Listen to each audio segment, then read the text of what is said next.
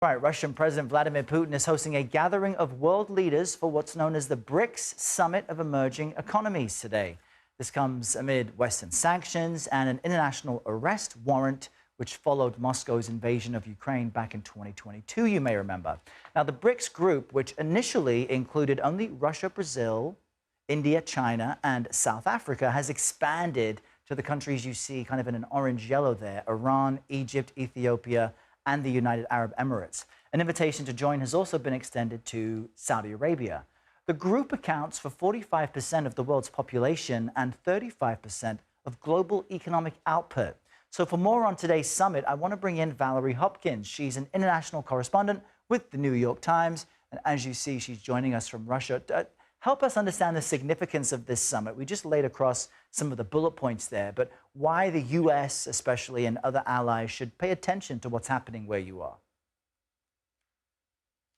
Good morning, Errol. Thanks for having me on your show. I mean, as you've already said, Putin has brought together representatives of the countries that generate 35% of the global economic output by purchasing power parity and 40% of the recent GDP growth. So, while the West tried by slapping unprecedented sanctions on the Russian government and on Russia following the full-scale invasion of Ukraine in 2022, this is Putin's moment to show that he's not isolated, that he is meeting with representatives of 45% of the world's population, and that the West cannot, that he believes that the West cannot actually defeat Russia or, impose its vision on the world and its world order. And, this is taking place at a time when the global South is also incredibly frustrated with Western policy on the Middle East, on the war in Israel and Gaza. And Putin is really trying to capitalize on that.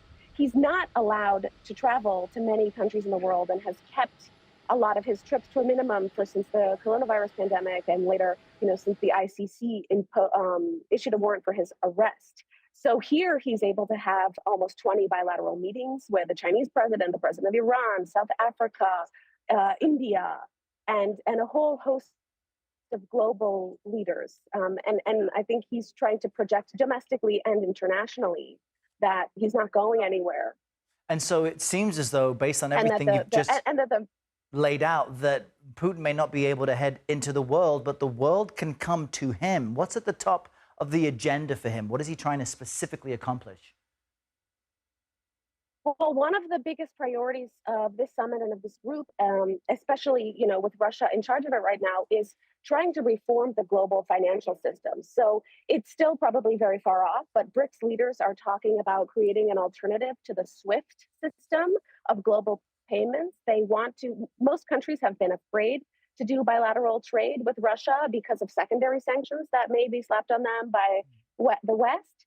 But if they were to join together in a parallel alternative to the SWIFT system, that would greatly increase Russia's ability to trade and to continue to prosecute its war on Ukraine. They're also quite united in their wishes to de-dollarize the global economy.